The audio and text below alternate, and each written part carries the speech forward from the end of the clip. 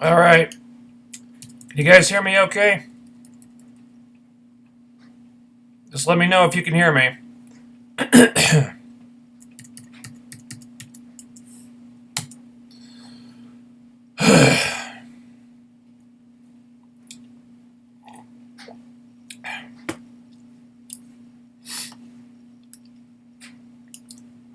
Okay, cool.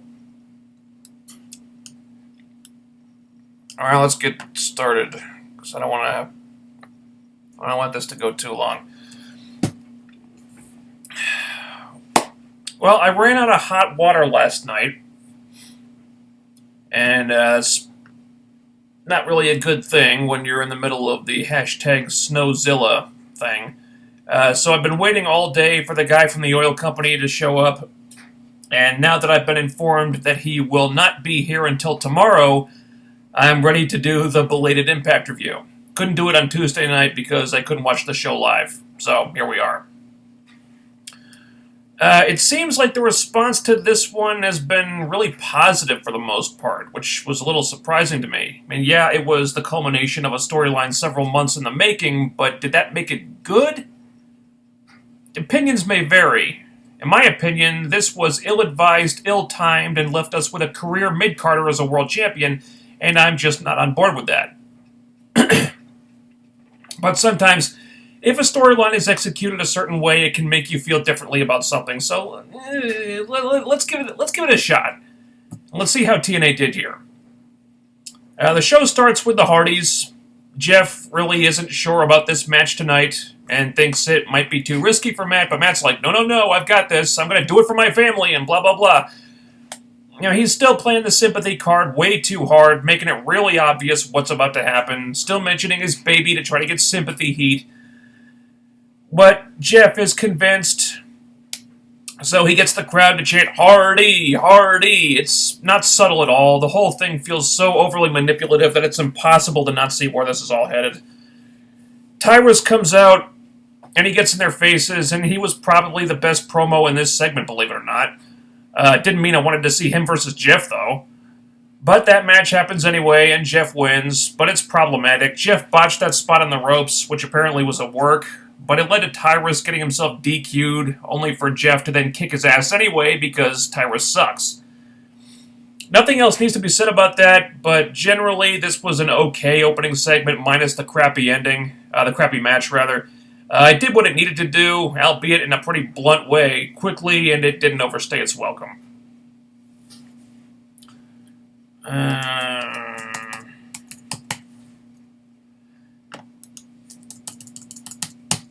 We cut backstage where Crazy Steve and Abyss are attacking the Wolves, so that's going to be a feud now, I guess.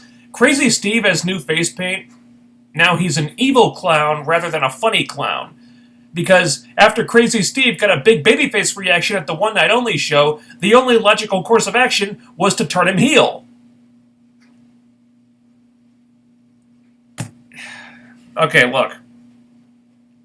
I know it's slim pickings in the tag team division right now, and I do want them to build up to the Wolves versus Beer Money before they do it, so I'm okay with this. It's totally random, and Crazy Steve and Abyss have not been presented as any kind of real threat to anyone in quite a while, and they just magically decided to be a tag team, seemingly from out of nowhere. So it kind of just feels like a way for the Wolves to kill time for a while, but like I said, there's just not many options at the moment. I don't expect the titles to change hands here, but maybe if they can use this to build up to the Crazy Steve and Abyss pairing into something, it might be worth doing. Then we go to our Knockouts title match with Gail Kim defending the title against the winner of the #1 contendership Gauntlet Battle Royal from the recent One Night Only pay-per-view, Awesome Kong. Because who else would it be, right? Is when you're trying to preserve the 2007-2008 knockout status quo as long as you possibly can, long after the point of redundancy, what other match are you going to do? After some shenanigans with the Dollhouse, Gail wins and retains the title again. Because Gail Kim. It's a good match while it lasts, but the weird thing is it really didn't last very long at all. They hyped this up on social media as the next chapter in the greatest rivalry in Knockouts history, and then they treated it as almost an afterthought here. They wrestle for a minute or two. There's a big ruckus outside the ring. Gale takes advantage and wins the match.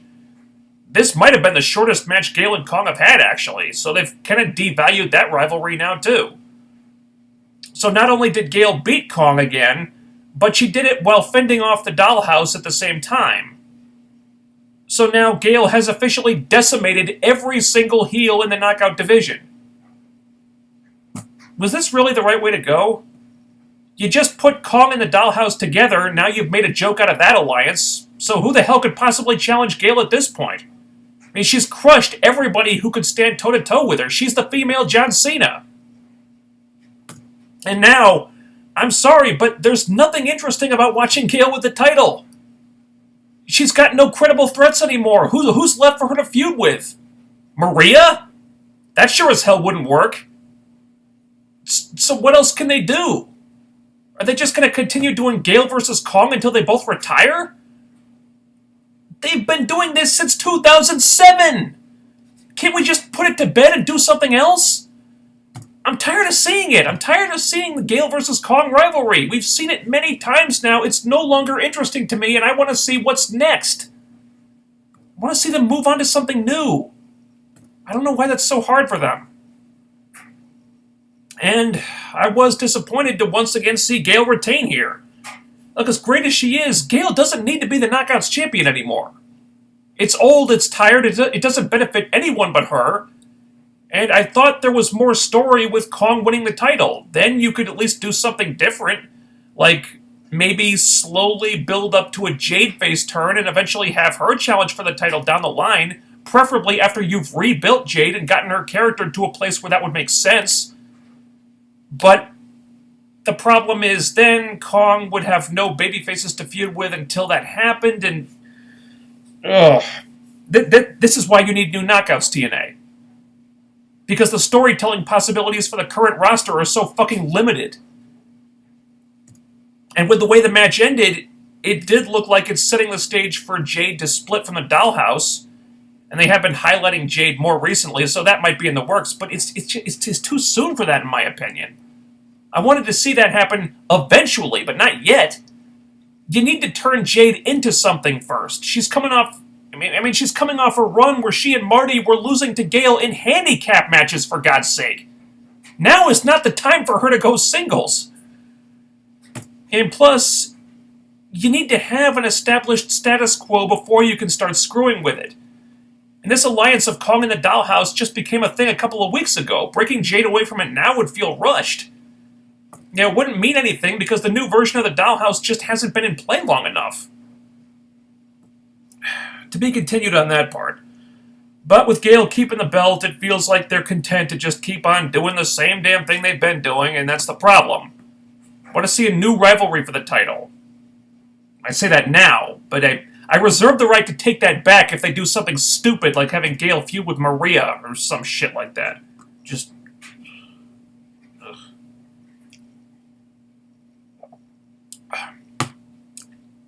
Then we have Beer Money calling out Eric Young and Bram. But instead, Eli Drake and Jesse Goddard show up. Eli Drake cuts a great promo, making a good point that it's 2016, not 2006, and it was time for new people, and, Beer Money are yesterday's news and stuff. Something I wish the people booking the Knockout division would try to keep in mind. But I digress. So we have an impromptu match. I'm okay with the Drake and Goddard's pairing. I suggested this previously, actually. Their personalities are similar enough, so it makes sense to me. And it's something for Eli Drake to do. I'm still not digging Jesse Goddard's, but until they get some more tag teams in this division, they gotta make do with what they have. That being the case, it might not have been a great idea to have Beer Money go over that decisively. I get that they want to make the return of Beer Money really impactful, no pun intended, but they just whooped Drake and Goddard's asses here. So if you want to delay them going after the Wolves, what the hell do you do with them now? Just gonna have them feud with Eric Young and Bram for the next 3-4 months? Just seem kind of short-sighted is what I'm saying. We have a backstage segment where Matt goes to check on Jeff and tells him that he should not stick around for the world title match and he should go see a doctor immediately.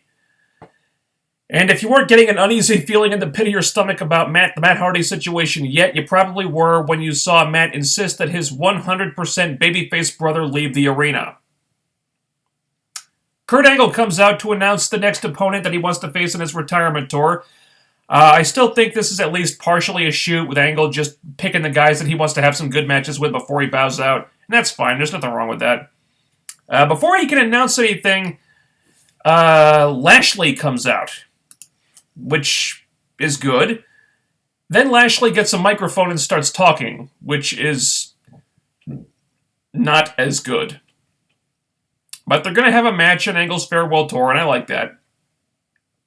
Bless his heart, Lashley tried to put over how much he really wanted to face Angle again, because he lost the first time they faced each other, and he's never been the same since, and even though we really haven't seen him acting any differently since then, he tried, but let's not fool ourselves. Lashley is really better off just being the strong, silent type. I'm looking forward to their match, though. I expect that'll be very good. Backstage, Gabby from Tough Enough, a.k.a. Raquel, comes on to Lashley, pretty much just repeating the same generic lines from the video package last week. I will bring pleasure, I will bring pain. We still don't know what that means exactly, but... Okay. This is a woman who just had her first wrestling match ever last month. Literally. So if she's going to be doing something with Lashley rather than wrestling in the knockout division, that's probably for the best. And that's really all I care to say about her. And we have a backstage pre-tape with EC3 where he says he's going to retain the title tonight because he has family. He has Tyrus. So they're stressing that he still trusts Tyrus, even though Tyrus was eyeing that world title belt pretty hard last week. Keep that in mind for later. Next we have the Impact in-ring debut of Miracle Mike Bennett, as he faces Pepper Parks, surprisingly enough. TNA used Parks for the One Night Only tapings last year, and he showed up again at the One Night Only show like 2 weeks ago. Now he's wrestling on Impact. So you figure he's got to be close to getting signed at this point. And I would approve of that. Very much so. You know, especially if he brings Cherry Bomb with him. That would be just awesome. It's just a squash, really, which made it a little awkward since Parks has a better physique than Bennett does. He looked like the guy who should have been beating Bennett. Nevertheless, so far so good with Mike Bennett.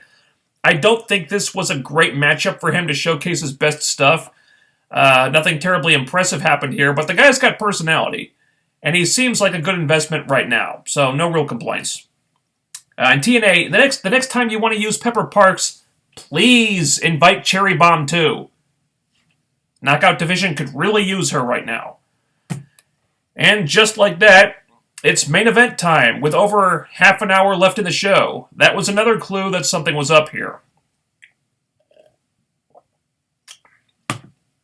So, now we have our unpinned, unsubmitted, unbeaten, unbowed, unbent, unbroken Lord of Wrestling EC3 defending the world title against Matt Hardy in a last man standing match, which if Matt loses, he has to leave the TNA forever. And here's where it all falls down. Matt got a lot of boos as well as cheers when JB introduced him, so I think a good chunk of the audience had figured out what was going to happen by that point. Or maybe they just realized that Matt trying to get a babyface reaction in this situation was horseshit, and they weren't buying it any more than I was. As the match goes on, EC3 is definitely getting more face pops, bigger face pops, which Josh even points out, while the crowd is noticeably turning on Matt, which you could say is a good thing considering the outcome of the match. But if the fans are trying so hard to turn these guys themselves before the turns actually happen, that's a sign that the writers waited too long to play their hand. And look, I'm a fan of the double turn angle. Big fan, actually.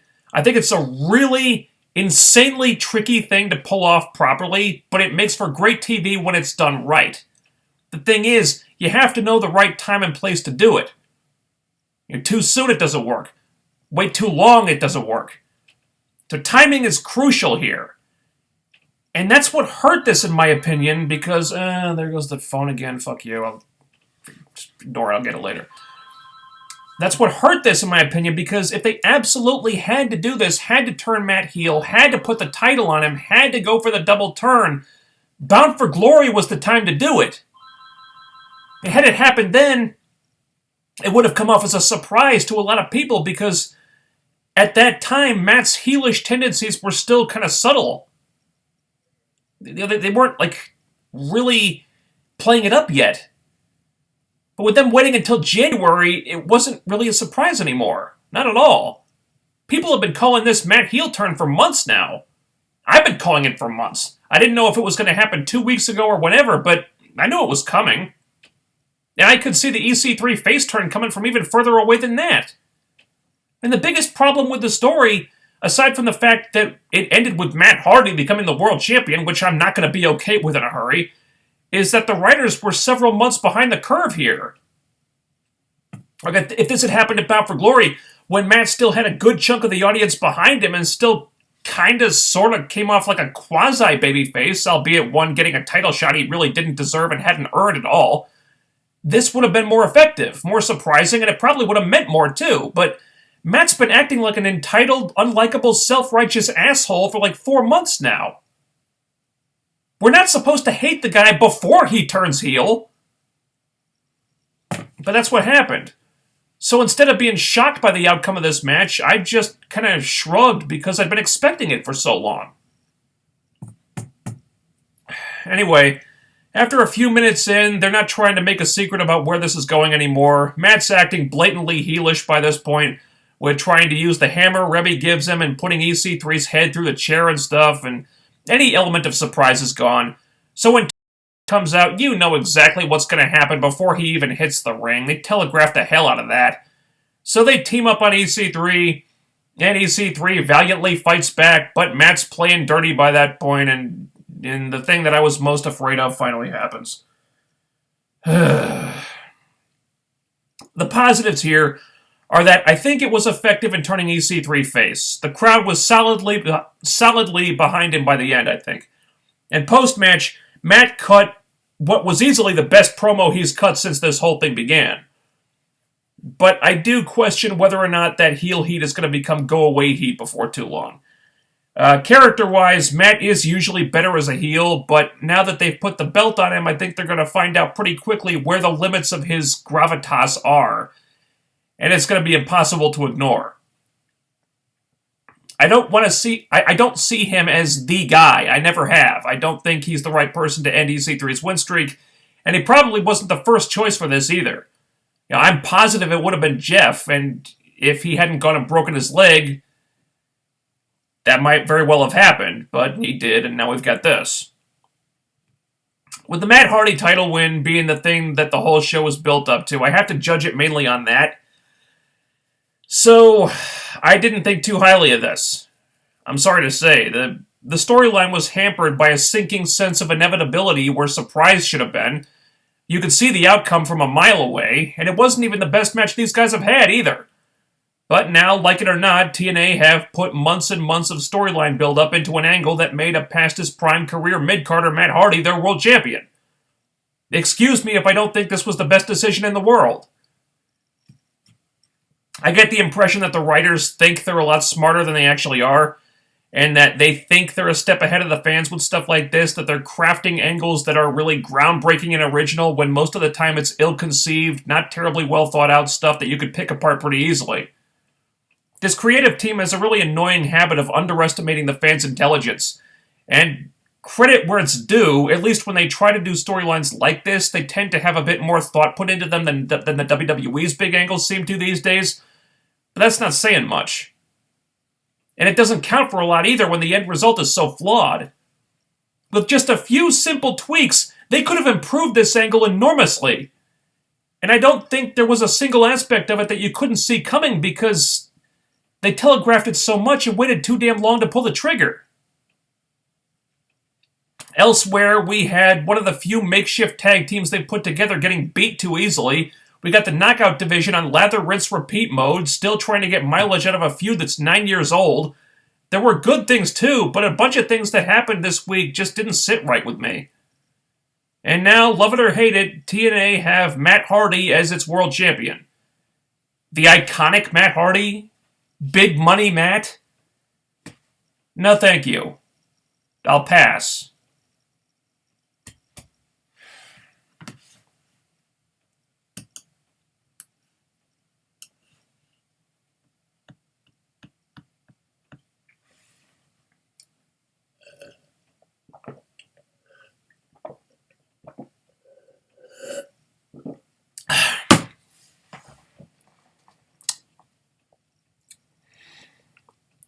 Let's see. NJ, a side question to TNA, which I want to ask. Do you watch Stan Lee's Lucky Man, Episode 1?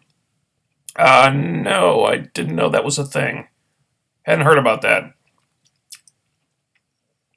Dire Wolf, thoughts on Austin Aries' move to NXT? He does have merch on their shop site and a few with Corbin going up. All right. Yeah, I heard about Aries. I don't really have a whole lot to say about it. You know, he'd finished up with TNA by that point. I guess he wanted to move on to something else, which is his right. So I'm not going to make a big stink about him showing up on NXT. If he had a shot to with another company to make more money before he retires, that is also his right. So I'm happy for him.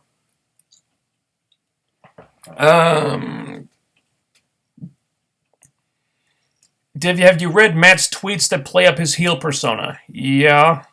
Notice he changed his Twitter handle to the iconic Matt Hardy. Not sure if that's supposed to be a joke or not. He's living the gimmick, that's for sure. At least he's trying to. Not sure how effective it's going to be. Jeff Atwood, how's the snow in your area? I saw your Twitter that you're having a snowstorm. There's not a ton of snow on the ground yet. I shoveled the driveway before I started this, and I'm probably going to have to do it again before I go to bed. So it's coming down a lot. It hasn't been snowing that long though. Of course, it could end up snowing for a while. I expect to have over a foot by tomorrow morning. Do you think TNA shot themselves in the foot regardless if they are in the right or wrong on what they claimed with AJ, Gallows, and Anderson? Well, it all depends. As I understand it, they may have signed, something may have been signed. There's conflicting information about that, but if anything had been signed, I don't think it was anything legally binding. Just enough for it to seem like kind of maybe a sleazy thing to do, to back out of the whatever arrangement they had. However, one of them, I think it was Anderson, there's a rumor that one of them, I think Anderson, may or may not still have been under contract with New Japan when discussions with them began. And if that's true, TNA may have fucked themselves a little bit. So that could hurt them. Yeah. Otherwise, it kind of seems like TNA just had sour grapes with the AJ thing. And don't really blame them.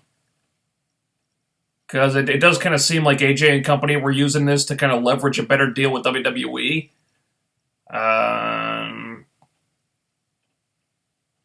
But if I'm TNA, I'm going to have those contracts ready, willing, and able to go.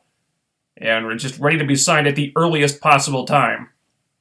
Yeah, they made it sound like the lawyers were kind of late in getting the contracts out there. Weren't fast enough. It's like, well, what the hell are you waiting for? Yeah, but as we've learned, TNA's legal team ain't that good. So Dixie might want to make some changes in that area. New Japan might come after them for contract tampering because Anderson is still with New Japan. Yeah, okay. So that TNA could have hurt themselves with that. Will TNA have Gale start wearing merch that will change colors every other week?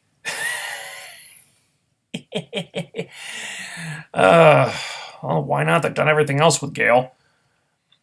Will you do a live stream review of Star Wars until the movie will stop after the movie stops playing in theaters? I don't know. Maybe I might talk about it at some point. I think reviewing it is just there's not a lot of point in it since everyone and their brother has seen it multiple times. I do like talking about it. I might just do a casual stream to just discuss it with people. I don't know if I'll review it. Did you see the trailer for Sonny's new movie? No. I heard she was doing like a quasi like a softcore porn or something. Is that what she's doing? No, I haven't seen that. I want Ethan to get on Matt, Tyrus, and Rebby. I know it's wrong to have a man hurt a woman, but you know. Well, hey, I've gone on record saying I want TNA to do more intergender stuff. And hey, if we're all about equality, then why not have the women fighting the men? You know? If we're all on the same, if it's a level playing field, we're all equals in this situation. Why the hell not? I mean, they did, some intergender matches in the World Title Series. Why not go for it? Of course, I don't know if Rebby's still wrestling. As I understand it, she hasn't wrestled since she had the baby. Who knows? Hell, there was a point in the WWE when the Dudleys were putting women through tables and getting cheered for it.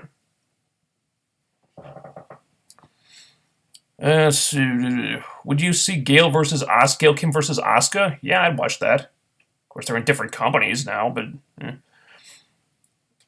Thoughts on the UK poll with Damo, Ospreay, and Jimmy Havoc joining the tour? Do you really need my thoughts? They just ended up, putting all three of them on the tour anyway, so the poll was pointless. I kind of wanted Nikki Storm and Kaylee Ray to be on that poll, but no such luck. Why can't both TNA and WWE get one or more clean matches and endings without fucking outside interference?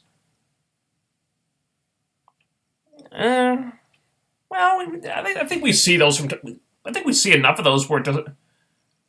We see enough matches without outside interference so that it hasn't become really irritating. I mean, TNA had like 3 months of that stuff of just matches with no outside interference. You know.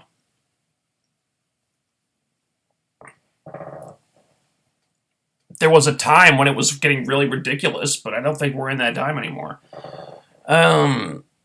Outside interference has pissed me off all the time. They need to make it illegal. Well, it is illegal.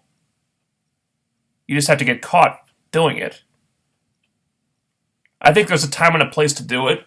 I don't think you need to apply it all the time, but I wouldn't want it to go away either because it's a storytelling device. Thoughts on Adam Cole? Great wrestler. Probably gets signed by one of the major companies in the not too distant future. He's not one of those guys who's going to stay in ROH forever. Why the hell Eva Marie is still employed with NXT? She sucks at everything, including her wrestling skills. Because they like her look. And she's on Total Divas. That's why.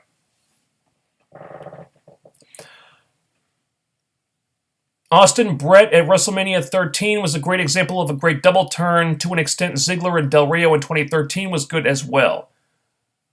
Okay.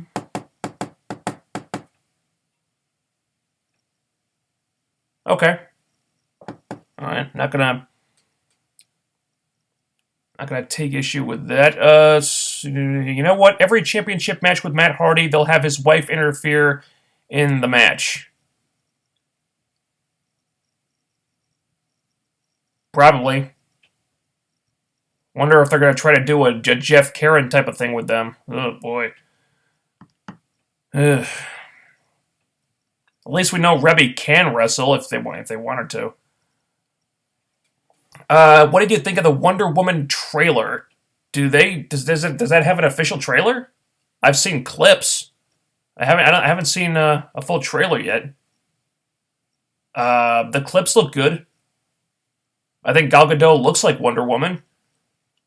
Not sure what else I can tell you, but I'm gonna look for that trailer as soon as I'm done here. Let's see. Oh, also the one night only battle royal for number one contendership to the TNA Women's Champ. What about it? Oh, what did I think of the match? It could have been better. There were a number of botches and sloppy spots. Oh God, there was one point where Marty charges at Velvet, and Velvet pulls the rope down to send Marty over the rope. Velvet pulled it down when Marty was still on the other side of the ring. She was like several seconds too early on that, so there was. The whole thing just looked ridiculous because Marty had all the time she could possibly need to stop herself, and yet she couldn't because Velvet was way too fucking early. Then Velvet looks over the ropes, sees that Marty has clearly skinned the cat, and is actually sitting on the ring apron, and then Velvet waves goodbye to her, turns around, and walks away. Instead of just kicking her off and eliminating her.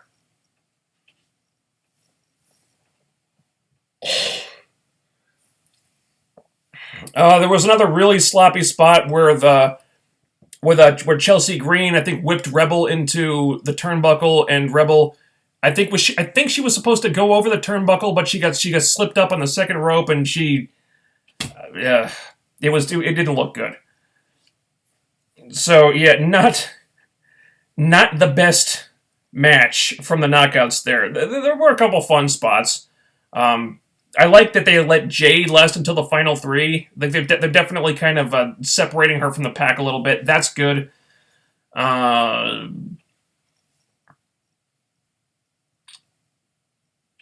didn't buy Madison Rayne being that competitive with Awesome Kong at the end. But, yeah.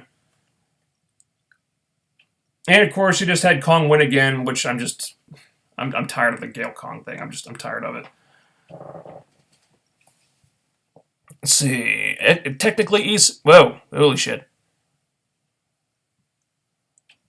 Technically, EC3 wasn't pinned or submitted, so he's still undefeated. Yeah.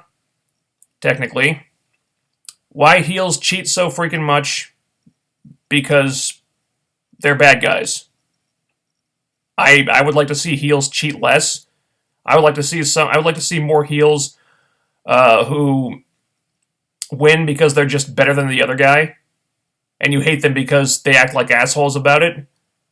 We could do with a few more characters like that. Doesn't mean every heel has to be that way, though.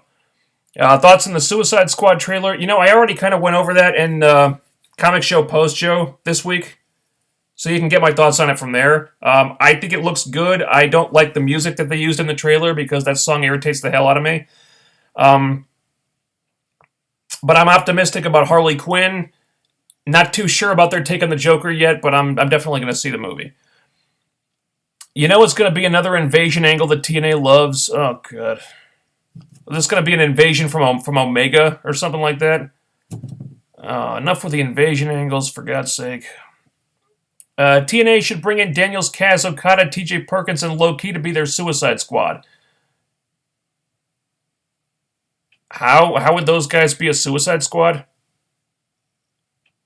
I'd love it if they could get Bad Influence back. Or the Addiction, whatever they want to be called now. Then they never should have let those guys go. Would Okada even want to come back, considering that they did absolutely nothing with him last time? Okay, they just got rid of TJ Perkins. They're not going to re-sign him now.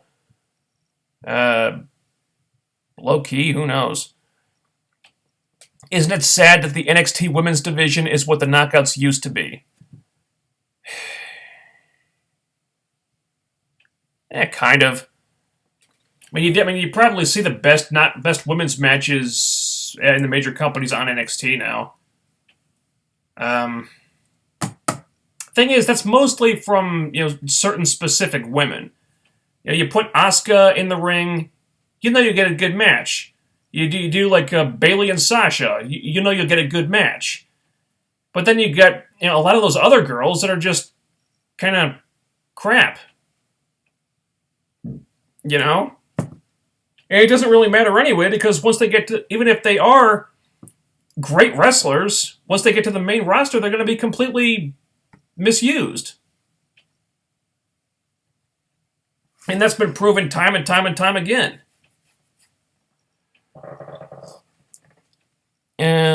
You look like Bobby Roode now with your new haircut.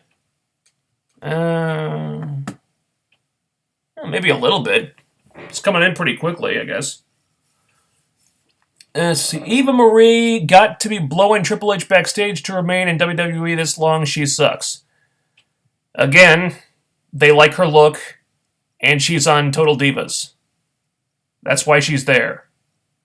Let's try to keep things classy here, okay?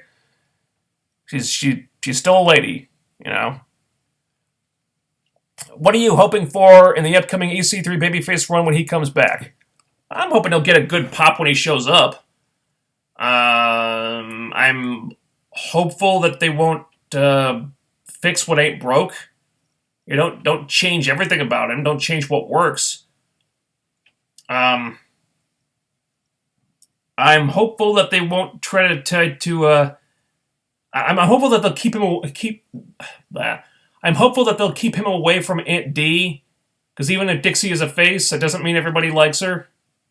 I don't think he needs to be involved in that. I'm hopeful to see a reunion of EC3 and Rockstar Spud. I think that would be a great thing to do on the UK tour. Because those two were so fucking entertaining together. So that's a couple things. See, who do you think is winning the Royal Rumble? Brock, Triple H, or Reigns? Right now, I'm leaning towards Triple H. It's not an ideal situation. I would prefer it be someone else, but they just don't have many options at all. And ironically, the best story to tell is probably with Triple H taking the belt from him. Not saying I like it, but that's the situation they're in.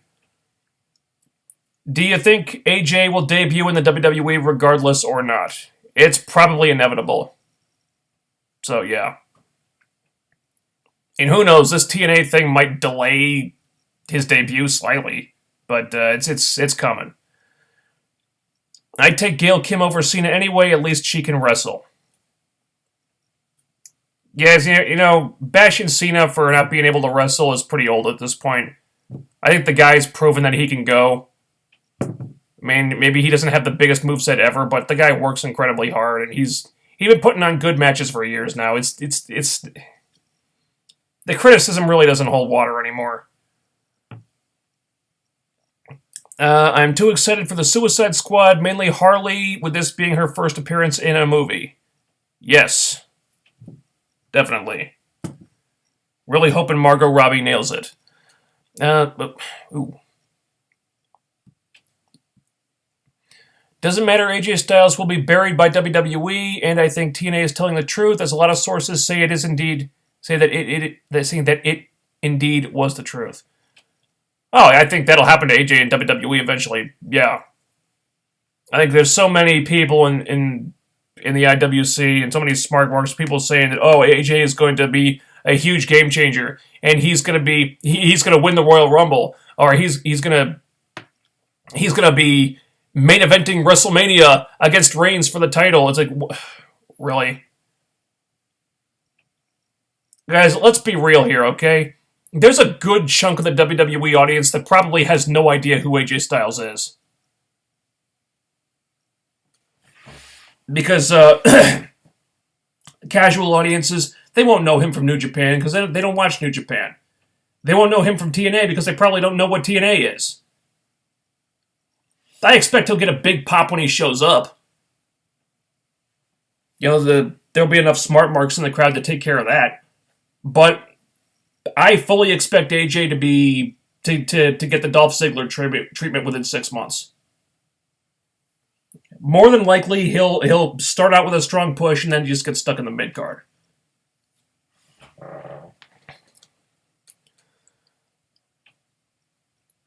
Do you think Santana may be close to going to WWE or no? Santana Garrett?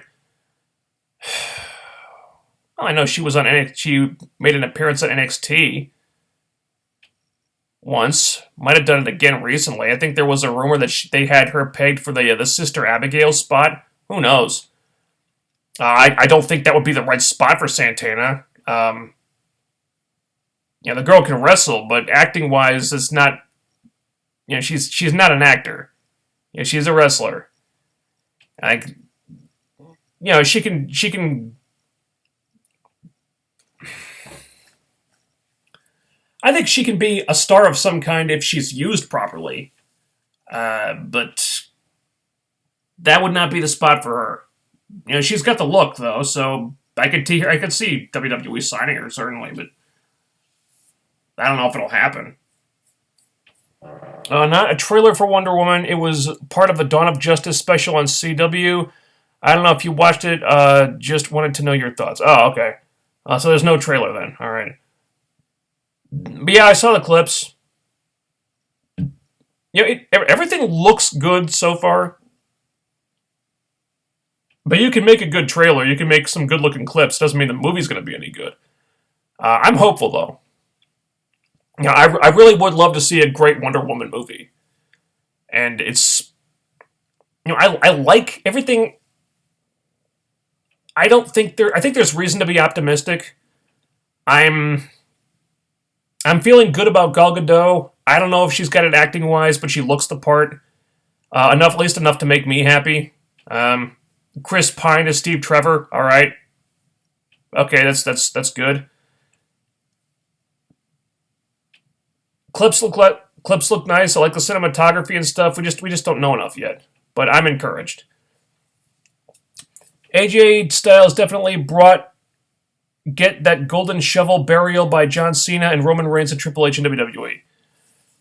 Yeah. Might not happen immediately, but over time.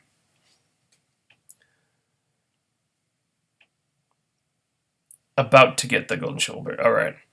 Who do you think is the most underrated in WWE out of these two, Shelton Benjamin or Cesaro? Well, Shelton Benjamin is not in WWE and hasn't been for some time. I don't think Cesaro is underrated. I think most people generally regard him as a great wrestler.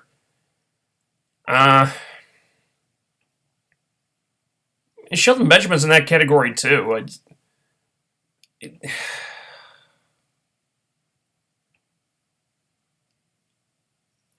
Most underrated, I guess Cesaro, just because I see him as a guy who could be a main eventer if they used him right. Shelton Benjamin, I don't know if he had the gravitas to do it. They're both kind of in the same boat, though. They would be their Suicide Squad, and that they all portrayed the Suicide character. Oh, I see what you did there. Oh, that's interesting. Why would Okada go back to TNA since he is the current IWGP World Champion? Oh, yeah. Oh, okay. Probably make more money as the IWGP World Champion. Yeah, that's a good point. Boy.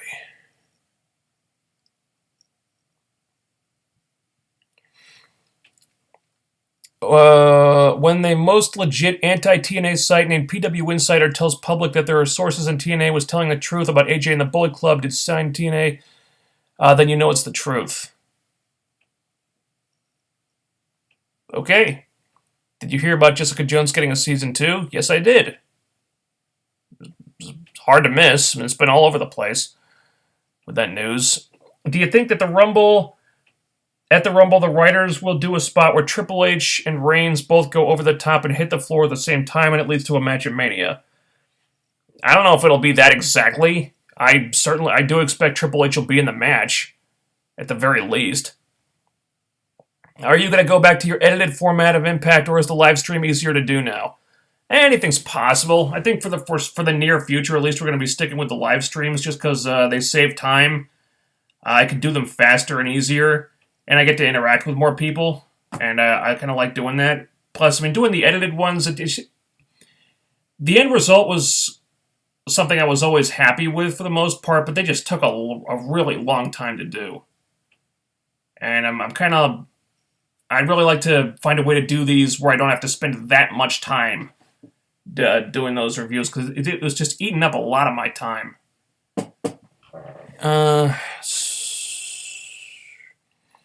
TNA should do what Vince McMahon would do and sue AJ for breach of contract. If they have the legal ammunition to do it, okay. We don't know if they do, though. Like I said, it might just be them having sour grapes. And I would definitely rate the WWE's legal team ahead of TNA's unless Panda Energy wanted to get involved with that. Plus, I mean, a lengthy legal battle would cost them a lot of money that they probably don't want to spend. Just saying. Samoa Joe might be the surprise Royal Rumble win since Joe does have the heel heat and defend it at WrestleMania 32. No, he won't.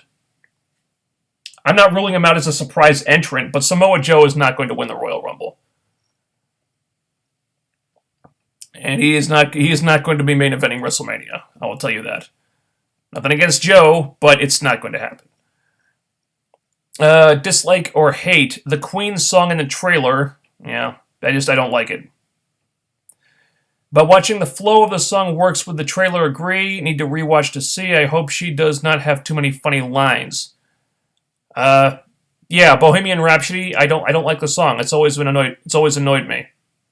Everyone else seems to love it. I'm on an island unto myself in that one. I don't like the song. I would hope that Harley has some funny lines because she's a funny character. But, she's like the Joker. She's funny, but she should also be scary. It's a difficult balancing act.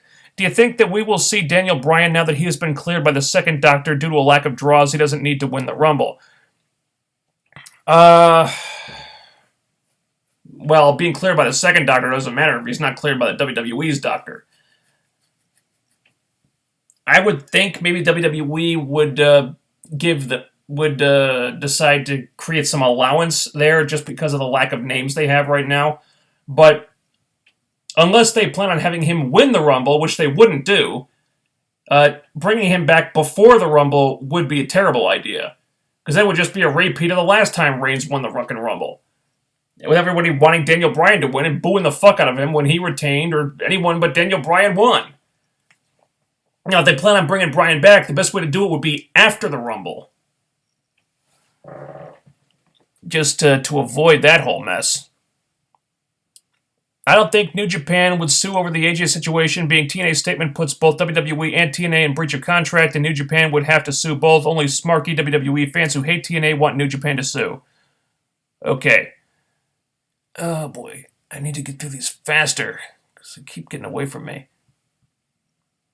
What's your favorite DC animated show? Mine is Teen Titans, original, not the stupid Teen Titans Go, Batman the Animated Series, Young Justice, and Justice League. I would say probably a Justice League and a Young Justice. And Young Justice was great, man. I was disappointed when they canceled that after just 2 seasons.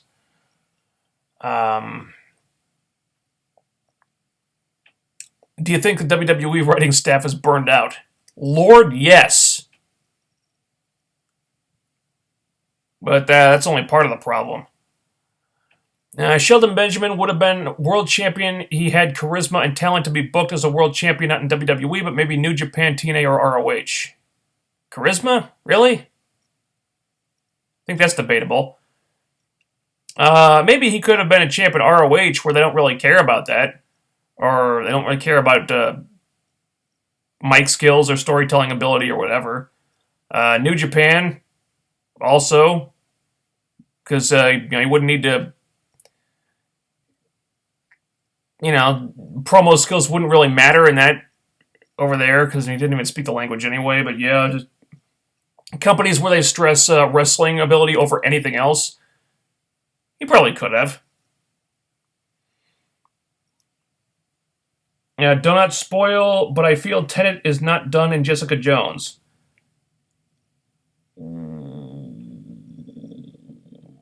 Okay. So you have... Okay, I'm assuming you haven't seen the whole season yet. All right, I'm not going to spoil anything. Keith White, enjoy your reviews, man. Hey, thank you very much. Do my best. Live or edited, either way is fine with me. Okay, cool. Cool.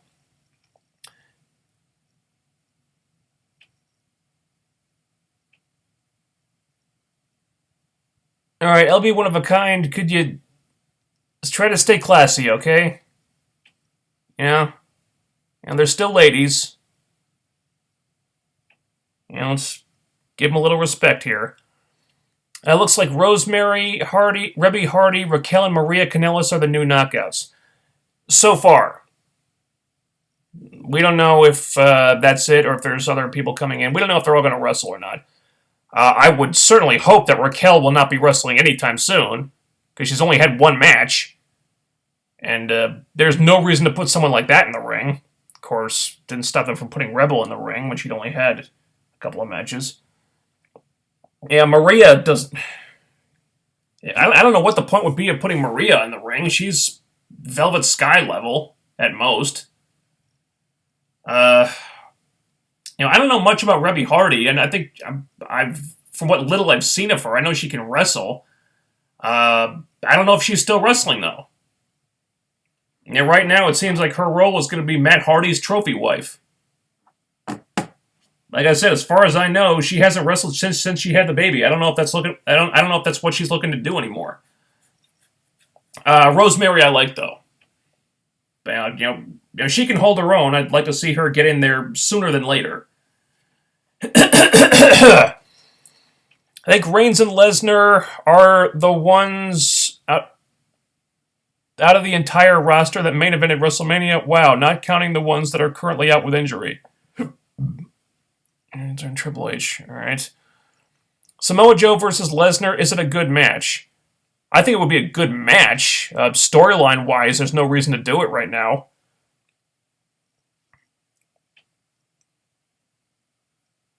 Yeah, I mean, it's all disrespect to Samoa Joe, but you got to build a guy up before he's...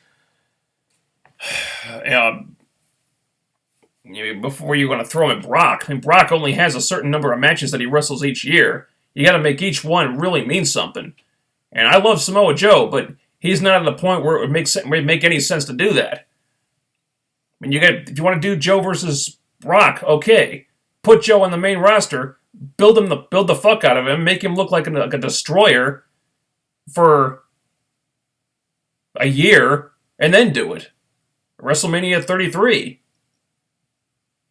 But doing it now, it's just, there'd be no point.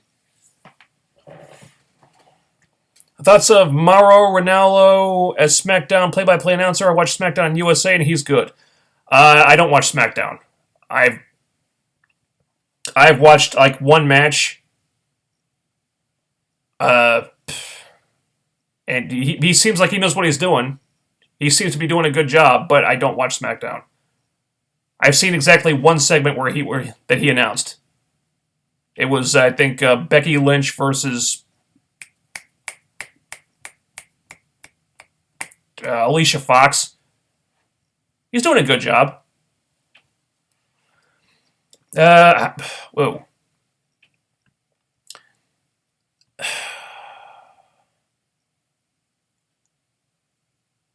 Holy crap, all these new questions. How do you think Ben Affleck will do as Batman?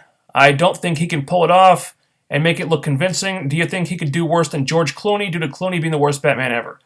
I'm cautiously optimistic about Batfleck. I think people are giving him a bad rap. He's been bad in some bad movies, but he's also done well in some really good movies. I think recently he's shown us the talent that he has. If we're getting the same guy that was in The Town and fucking the hell was that other one?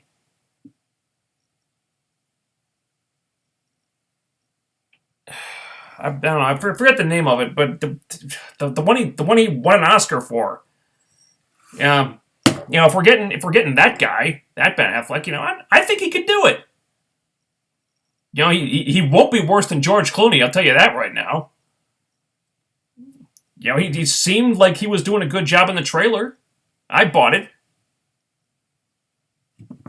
I think people are crapping. I think people need to give him a little bit of credit here. Reigns is being overshadowed by Lesnar, even if Bryan was cleared or not. Okay. Did you watch Man of Steel? If so, what did you think of Henry Cavill as Superman? Yeah, I saw Man of Steel. I thought he did a good job as Superman. I liked Man of Steel for the most part.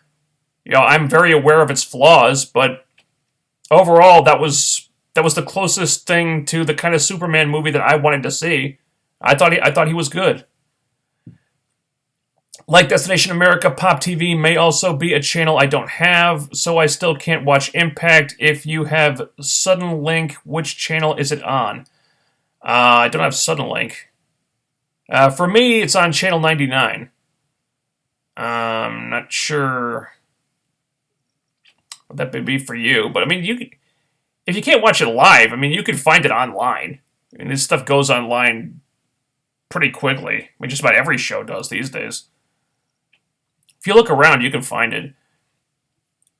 Oh, Gotham is back next Friday. Oh, well, that's just awesome.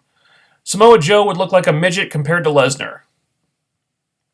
Okay, so that's one vote against that. I was originally happy when I heard Teen Titans were being brought back, but then I got disappointed when I heard Teen Titans go. I would have loved Teen Titans and Young Justice had another season. Oh, I wish Young Justice had another season. That would have been great. I didn't like the Teen Titans series. It was too kidified for me. Just wasn't my thing. Young Justice was awesome, though. I have seen the whole of Jessica Jones. I just expect there to be more of Kilgrave somehow, some way. All right. Well, considering what happened in the finale, I think that's unlikely, but you never know. With the recent video on WWE's YouTube channel of surprise entries, that may be what they're laying the groundwork for Bryan's return. Okay, I still think putting Bryan in the Royal Rumble is suicide for Reigns. It would just be it just wouldn't be a good idea. If you have to bring him back after the Rumble. If you put him in the Rumble, people are going to turn on Reigns again. They don't want that. I was pissed when I got watched first week or two of Pop TV, then Comcast, my provider, moved it to a higher package, and I'll be switching to DirecTV next month. Sorry about that. Maria has improved since leaving WWE, and this is coming from someone who has been a major critic of hers. All right, that's good. I haven't seen her wrestle since WWE, so maybe she's improved since then. All right, well, okay. Still not looking forward to it, though. The beautiful people are still in TNA because of who they're fucking, so 15-year-old boys can do their best Brad Hamilton impression.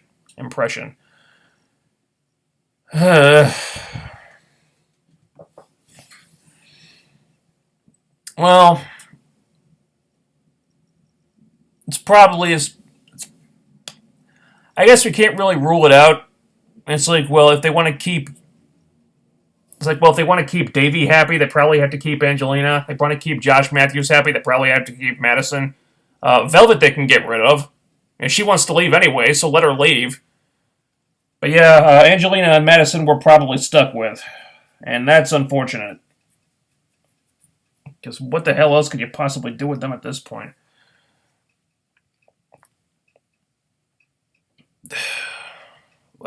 Argo, that was it. That was the movie, yes. Do you think Triple H is starting to have sympathy Jim Cornette during his run in developmental? I don't think it's something he's thought about.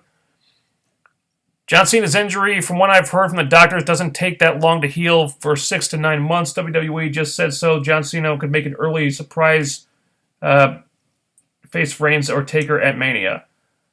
I think Mania would probably be generous. I expect he'll be back earlier than 6 to 9 months. I wouldn't count on him for Mania, though. Vince, if you're not going to use Dragon, why not release him? Because if there's any possible chance that he can still be cleared, they're going to keep him. And they don't want him going somewhere else. Don't forget Argo and Gone Girl. Affleck was really good in them. Well, he didn't actually act in Gone Girl. He did direct it, though. He did a really good job. Yeah, and he was good in Argo. He's good in Argo. He's good in The Town. He's done good work lately. With the right project, Affleck can do a good job. People kind of shit on him a little too much, in my opinion. I like how most of these comments are about WWE or comic-related shows instead about TNA. Matt's big title win. All right. What are 5 wrestlers from WWE would be better booked in TNA in your opinion? 5 wrestlers in WWE. Stuff like this just isn't really something I think about that much. Dolph Ziggler, for one. Probably Cesaro.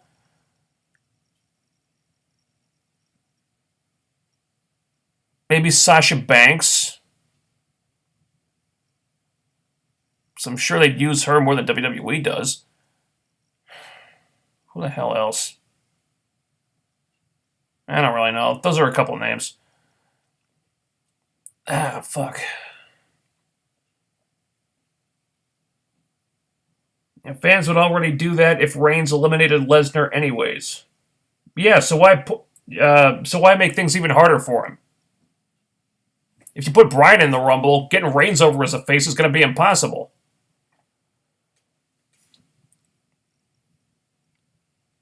You're saying just because Kilgrave lost his head, he won't be back. Well, no, he still has his head. But his neck is broken, so he's pretty dead right now.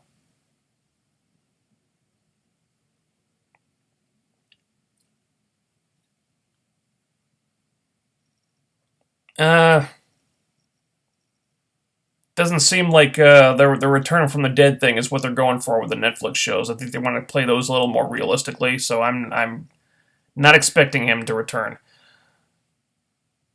You think Steve will do well with the heel turn? Steve?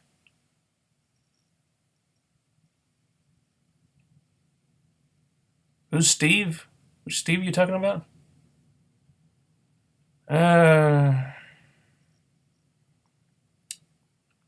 Beautiful people are like TNA's Bella Twins. Yeah, kind of.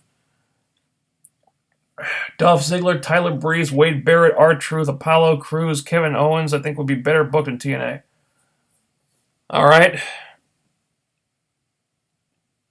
Fuck.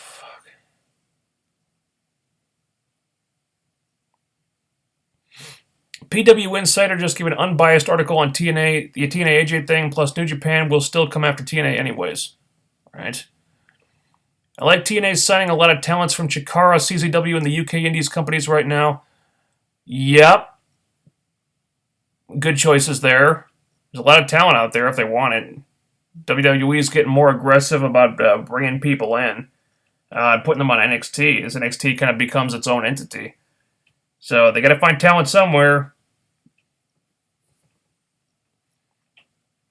Thoughts on Jericho in multiple segments this past Raw?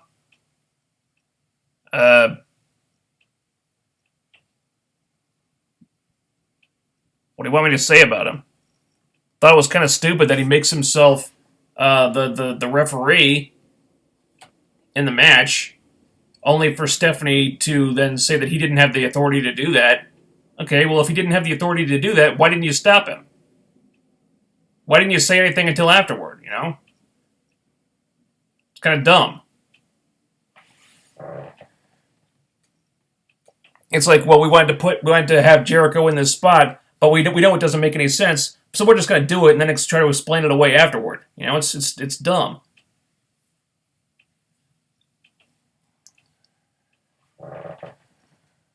Fuck. Is TNA using the rotating schedule because Shera and other wrestlers haven't been on in a while? No, I just think they don't have anything for some people to do right now. In the case of Shera, they were pushing him pretty hard in the World Title Series because at that point in time they thought they were about to go on a tour of India, which they got pushed back. And we don't know when or if that'll happen now, so we don't really have any reason for Shira to get pushed that hard at this moment. With other guys, they just don't have anything to do. I think I asked this before, but I wasn't clear. If you could hire 3 knockouts, 3 knockouts, 5X Division guys, and 1 tag team, what would they be?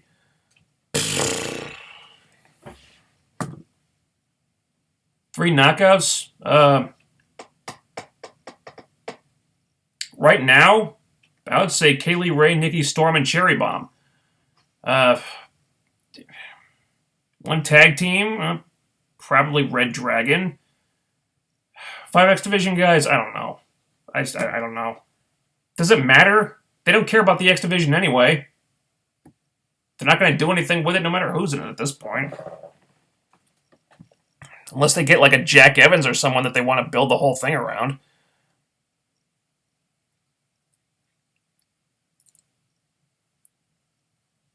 I like Crazy Steve's new gimmick. I think the Rosemary character would be a good fit to help the Crazy Steve character. Yeah, I don't know how they're going to be. I don't know how they're going to be portraying Rosemary, but I think it's a good fit. If it's something close to what she's been doing in Smash Wrestling, I hopefully it'll work out, and your Crazy Steve can maybe become something more than just the clown wrestler who shows up once in a while and usually loses. Could develop him into something more. So that's possible. And it could help Rosemary get over, hopefully. Whose idea do you think the 50-50 booking is? Talent or Vince? Probably Vince. Because I assume the talent would want something that would help them get over. And 50-50 booking doesn't really do that. How do you think EC3 will do as a face? I think he'll do pretty well. Now, he was already getting babyface reactions for months before this happened, so like half the work's already done for him. I mean, he's charismatic enough to be a babyface. TNA needs a new developmental system. What company do you think should be their developmental system? Chikara, CZW, or the entire Indies or UK wrestling?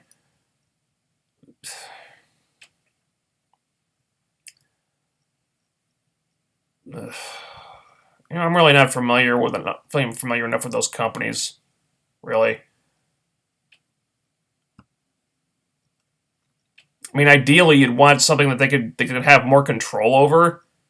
You're just going to send them to an indie company. It just, I don't know. They tried that with OVW and it didn't really work out. Fuck. Did you see Raquel's promo with Bobby Lashley? Yeah. It was awkward. Lashley, I don't think he really said anything, and Raquel just sort of repeated the lines from the video package from the previous week. I don't think English is her first language. And I saw the video of the promo battle from Tough Enough where she just got kind of embarrassed. So she can't talk that well from what I've seen. And putting her with a guy who can't talk either, I don't know what they're going for there. Good luck to them, but I don't see that working out. I heard Cherry Bomb might get signed with her husband Pepper Parks in TNA. She's definitely teasing something. She did a Twitter poll recently. Where would you like to see me? And she's been retweeting a lot of people saying they'd like to see her in TNA. And she's, when during the Pepper Parks match on Impact, she tweeted, "Hey, love seeing Pepper Parks on Impact there." She's definitely teasing something. And she said she'll be ready. She'll be cleared to wrestle on March 1st. So I'm kind of half expecting her to show up on TNA in the not too distant future, because she's certainly hinting at it. Rather Doink the Clown win, the ghost of Doink the Clown win than Roman Reigns. All right. They did not say they signed them. Regardless of what happens, TNA looks petty no matter what. Well, the message TNA put up on the website said that something had been signed. I don't know if it was a legally binding contract, but they did indicate that something had been signed. I don't know what it is. But yeah, TNA does kind of look like they got sour grapes here. And also heard Mandrew's supposed to get a big X Division push this year, and TNA India tour was announced. It was rescheduled for the summer. All right, I would like to see Mandrew's get a push, because they got to do something with the dude, and he's really talented. I think he could be a star for them if they use him right. Will they get rid of Tyrus now? Pointless for him to be Matt's bodyguard. That doesn't mean they won't. Doesn't mean that they won't do it. What I want to know is why would Matt think it's a good idea to keep Tyrus as his bodyguard, since Tyrus has a world title shot?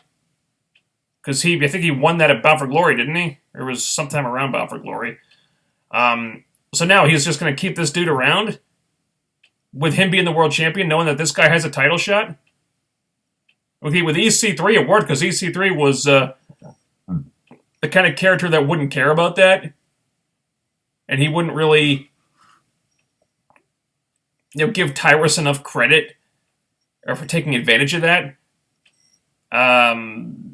But Matt just used Tyrus to screw over the former champion. So he knows that this is something Tyrus is thinking about. So why would he want to keep Tyrus around? Okay, if I'm Matt, I'm going to go to Tyrus and be like, well, I got what I wanted, so you can go fuck off. But no, it looks like Tyrus, from the spoilers, it looks like Matt's keeping Tyrus as his bodyguard, which why? No, it's not something I would do. Are you looking forward to seeing how the Rumble turns out? Yeah, sure. It's going to directly affect WrestleMania. Why wouldn't I? Also, are you looking forward to the UK tour in TNA? Yeah, of course. Those are some of my favorite shows they do all year. And hopefully they'll turn the lights on in the arena this time. Roman is going to be a 2-time getting his ass booed out of the damn building winner. Potentially. I think there are things they can do to avoid that. Oh, wow. Would it fix the X Division if TNA were to have a 1-hour show for the X Division? It would help, but they're not going to do that. If TNA could get additional TV and pop and have the right mind behind it, I think it would go well. Well, the X Division means little to nothing right now. If they were going to do a spin-off, a separate show, it wouldn't be for the X Division, because there would be no buzz about it.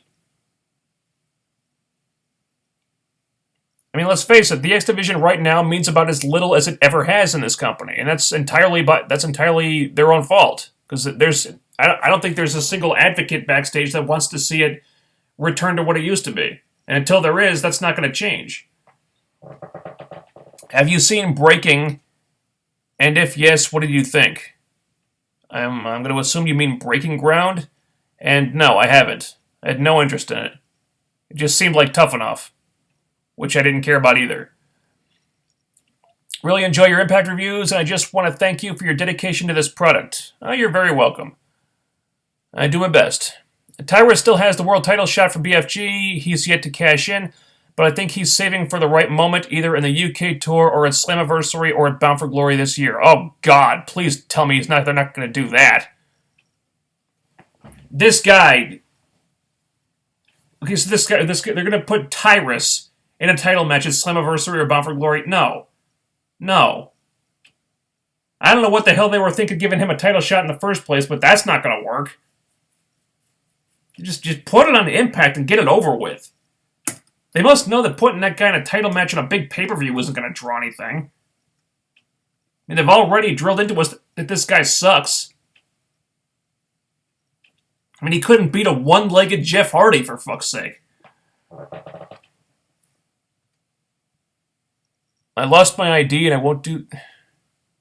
I don't think the theater will let me in for Deadpool. Well, Deadpool isn't in theaters yet. You've got time to get a new one. I'm guessing no British boot camp this year. I was looking forward to a season 3. So was I. British Boot Camp's a great show. Doesn't look like they're doing it this year. Maybe in time for the UK tour next year.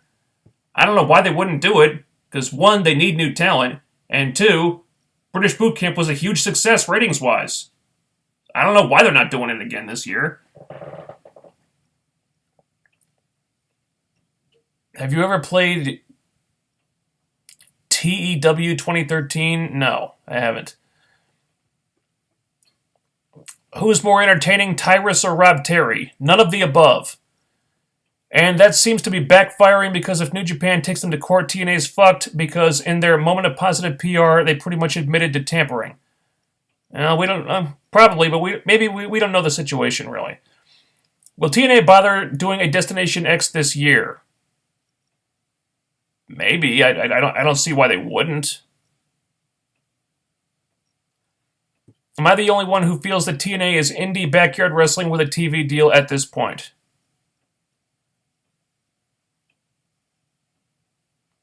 I'm sure there are other people who feel that way. Is TNA looking at this year? If the U.S. market don't accept them, then they will abandon the U.S. fans and become strictly international promotion in India and the U.K. No. I think the U.S. market, the U.S. TV deal keeps them in business. Because if they abandon the U.S. market, they'd probably be out of business. Well, hell.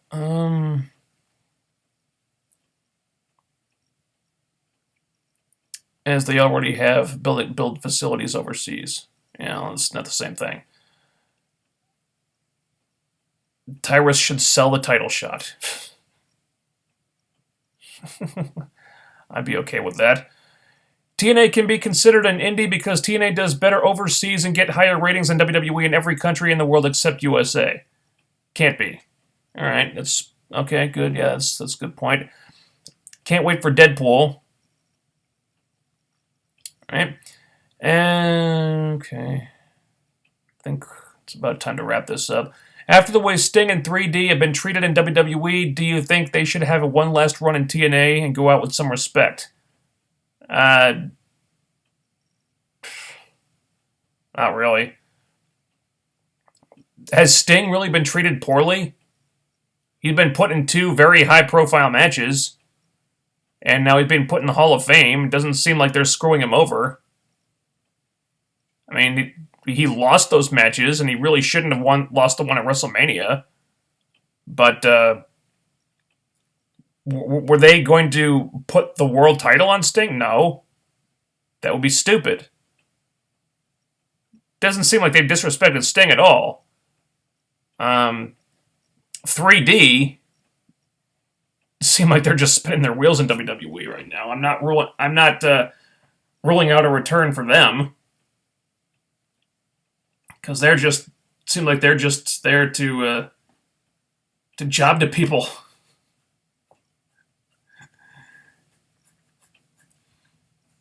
How would you fix the X Division?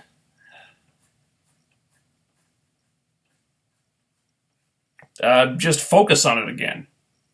Give them regular screen time every week. Give them matches with storylines and give them characters and stuff. It's not that difficult. Just treat the X Division with the same respect you treat anything else.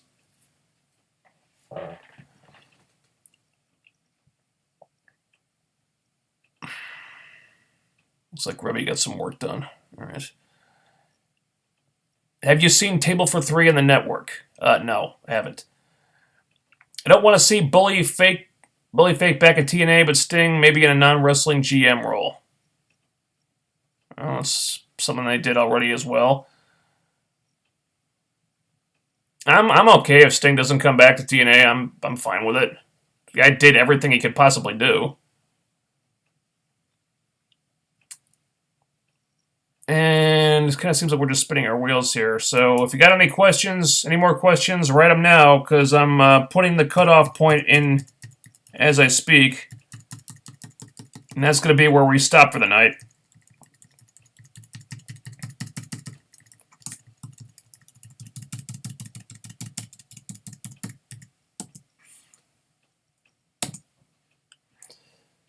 Okay.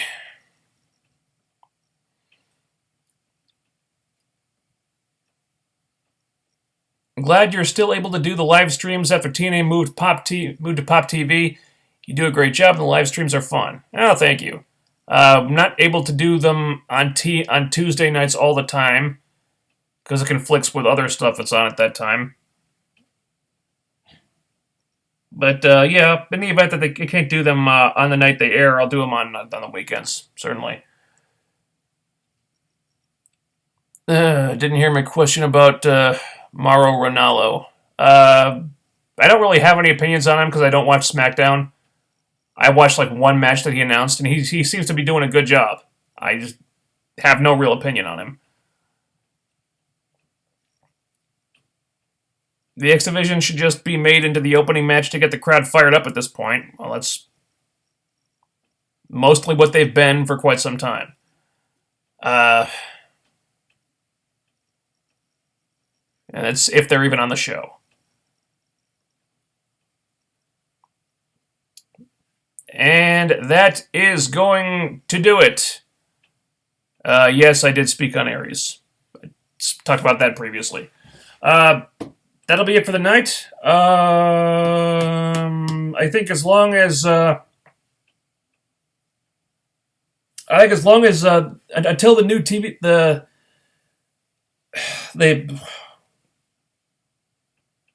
what am I trying to say here?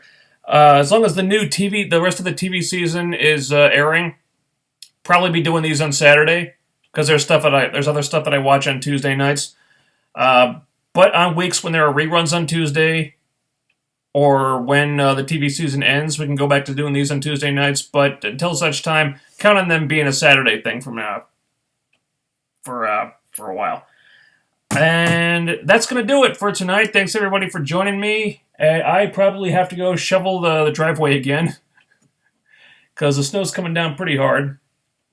And I don't want to have to dig through 2 feet of snow tomorrow. So I'm going to go do that. I had a lot of fun tonight. Thanks, everybody, for joining me. I will talk to you guys Thursday, comic show, post show, and then Saturday when we talk about Impact again. All right, I'll see you then. Everybody take care. Good night.